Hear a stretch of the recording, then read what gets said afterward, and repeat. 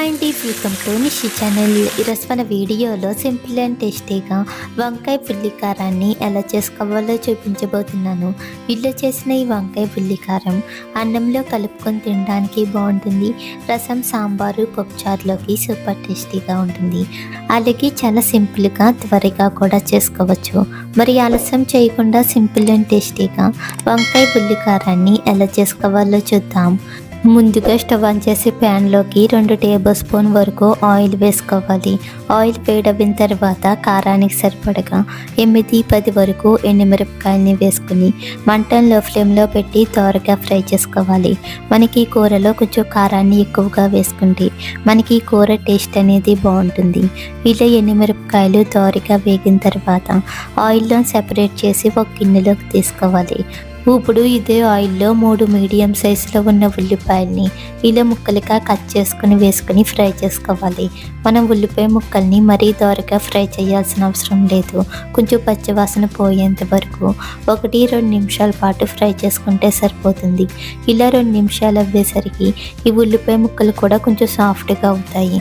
ఇప్పుడు ఈ ఉల్లిపాయ ముక్కల్ని ఒక గిన్నెలోకి తీసుకుని పూర్తిగా చల్లారేంత వరకు పక్కన పెట్టుకోవాలి. ఇప్పుడు ఇదే ఆయిల్లో మరో 2 టేబుల్ స్పూన్ వరకు ఆయిల్ వేసుకోవాలి. ఆయిల్ వేడవిన తర్వాత 1 టేబుల్ స్పూన్ పచ్చిశనగపప్పు, 1 టేబుల్ స్పూన్ మినపప్పు, 1 టేబుల్ స్పూన్ జీలకర్ర, 1 టేబుల్ స్పూన్ ఆవాలు వేసుకుని అలాగే 2 రెమ్మల వరకు కరివేపాకుని కూడా వేసుకుని మంటను లో ఫ్లేమ్లో పెట్టి దోరగా ఫ్రై చేసుకోవాలి.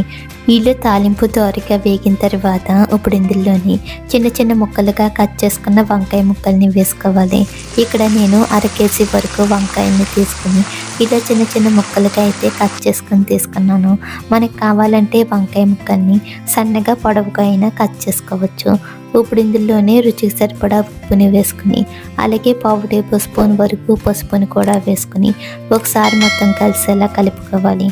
ఇలా కలిపాక ఇప్పుడు మూత పెట్టి మంటని మీడియం ఫ్లేమ్లో పెట్టి వంకాయ ముక్కల్ని మగ్గించుకోవాలి. మనం వంకాయ ముక్కల్ని మరీ మెత్తగా కాకుండా కొంచెం సాఫ్ట్గా అయ్యేంత వరకు మధ్య మధ్యలో మూత తీసి కలుపుతూ మగ్గించుకోవాలి. ఇలా వంకాయ ముక్కల్ని మగ్గించుకుంటూనే మరొక పక్కన మిక్సీ గిన్నె తీసుకుని మనం ముందుగా ఫ్రై చేసుకున్న ఎండుమిరపకాయని వేసుకోవాలి. అలాగే మనం ముందుగా మగ్గించుకున్న ఉల్లిపాయ ముక్కల్ని కూడా వేసుకుని ఇప్పుడు ఇందులోనే 8-10 వరకు వెల్లుల్లి రేకల్ని వేసుకుని మరీ మెత్తగా కాకుండా కొంచెం కచ్చాబచ్చగా గ్రైండ్ చేసుకొని తీసుకోవాలి. ఇలా ఇక్కడ చూపించే విధంగా ఇలా గ్రైండ్ చేశాక ఇప్పుడు ఈ ఉల్లిపాయ పేస్ట్ని రెడీగా పక్కన పెట్టుకోవాలి. ఇప్పుడు మరొక పక్కన వంకాయ ముక్కలు మగ్గాయో లేదో చూసుకోవాలి.